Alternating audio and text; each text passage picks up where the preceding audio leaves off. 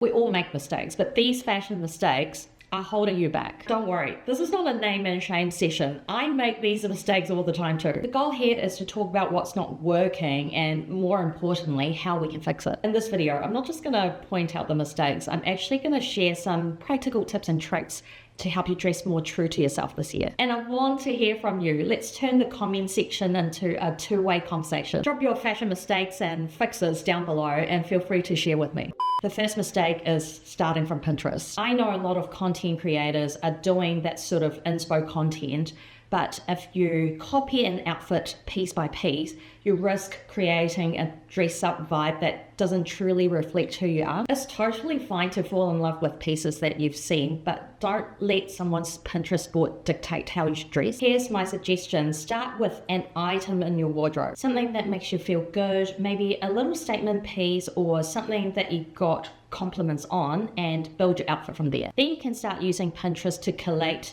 tonal and silhouette inspirations instead of copying someone's outfit completely. That way the outfit is always anchored by a piece of you. 2, blindly following micro trends. I think micro trends are like fast food for fashion. Disclaimer, I'm totally not anti-trend. To be honest, I actually participate in some of them. I think it's fine to take inspo, but to heavily invest in these micro trends is like trying to keep up with an influencer's carousel. It just never ends. The micro trends you're jumping on right now are gonna feel outdated in months, sometimes even weeks. Taking cues from the latest whatever core is fine, but only in moderation.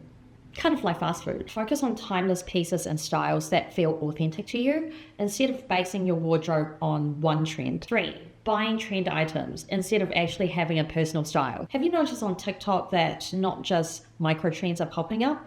These days we're actually hyping up individual items. Remember the House of Sunday cardigan and the with Jen dress? I've actually seen both of these items in op shops a few times. I think buying these one-off trend items is problematic because once the item goes viral, the number of people that own the same thing exponentially increases, and we all end up looking like carbon copies of each other. That pair of Sambas and the age bubble skirt will crash and burn before you know it. 4, wearing the wrong shoes. Okay, this might be a little controversial, but I feel like a lot of my fellow millennials are getting dragged by Gen Z, not because we are bad dressers, it's because we're wearing the wrong shoes. Sometimes it could just be the wrong type of footwear, like pairing a casual outfit with classic pumps instead of sneakers. Even the same type of shoe can totally change the vibe depending on its silhouette. Okay, let me use my own shoes as an example. Both of these are black platform boots. So these neoprene ones have a round toe box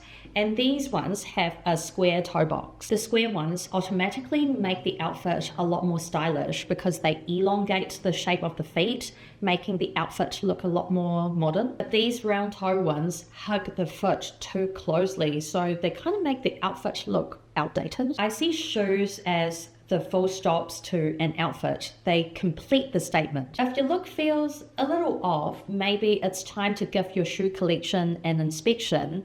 It could be time for an update. 5, taking quiet luxury too seriously. When people take this look too literally, it can be super templated, as if everyone just went and shopped at the same overpriced beige section. Here are some ideas on how you can personalize the quiet luxury look. Number 1 is to add textures and colors. Instead of, say, a basic beige sweater, you can go for something with a bit of texture like ribbing, or try to mix muted tones that carry a bit more depth, like a slate blue, olive, or a rich camel to avoid that over beige look. 2, incorporate statement footwear and accessories. Pair a minimalist outfit with bold jewelry, a sculptural bag, or interesting footwear. Maybe something with standout details like a chunky sole or interesting hardware. A statement piece can really elevate the look without losing the sophisticated vibe. 3, experiment with layers. Try to add a tailored blazer over a shirt or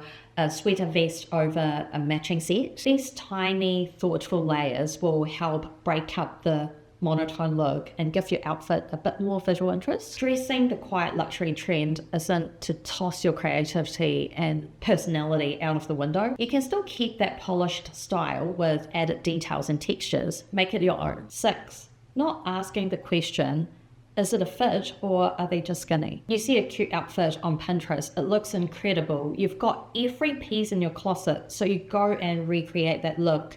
Even though you've got the same combination, somehow it just doesn't hit the same. Why? Because it's not the clothes, it's the body type. Some outfits work better on someone that's built like Emma Chamberlain than someone that's built like me. And it's totally fine. Instead of forcing an outfit and copying an inspo photo piece by piece, here are 3 steps on how to make it work for you. Step 1, start with the silhouette. Focus on the overall shape of an outfit. Is it oversized, fitted, or layered? And then adapt the silhouette using the pieces in your wardrobe that fits your body proportions. Say you see an inspo photo. The content creator looks incredible in a boxy blazer, but you are petite and it will swallow you up. So you can swap that boxy silhouette with something a bit more cropped or tailored instead. Step 2, swap out fabrics and cuts. Pay attention to fabric choices or cuts that flatter your frame. Say if you've got a larger chest and the knit top could be too slinky, try to swap it with something with a firmer fabric. Or if you're petite and the super baggy pants don't work well for you, try a straight leg style instead. You'll still capture the vibe without feeling like you're playing dress up, and you'll still feel comfortable in your outfit. Step 3, very important, experiment and adjust. Take the inspiration as a starting point, but don't be afraid to tweak. Try tucking, rolling, and layering in a way that feels authentic to your body and your style. There are so many apps out there. Try documenting your outfits to see what works best for you or what gets you the most compliments over time. 7, when more is not more. Layering is such an art, and I know heavy layering is super trendy right now, but it can go wrong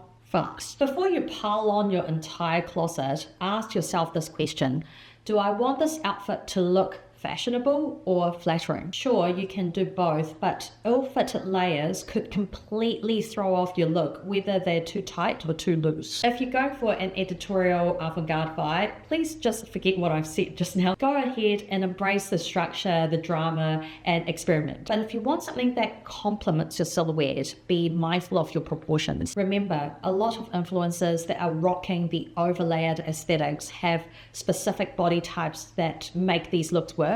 And that's it from me, guys. I hope these tips will help correct some of your fashion mistakes so you can start with a fresh perspective in the new year. If you enjoyed this video, don't forget to like, subscribe, and hit the notification bell so you don't miss a style tip or my fashion hot take. And remember, fashion is all about expressing yourself, so let's keep learning and growing together. Drop your thoughts and comments down below. Feel free to disagree with me, and I'll see you in the next one. Peace out.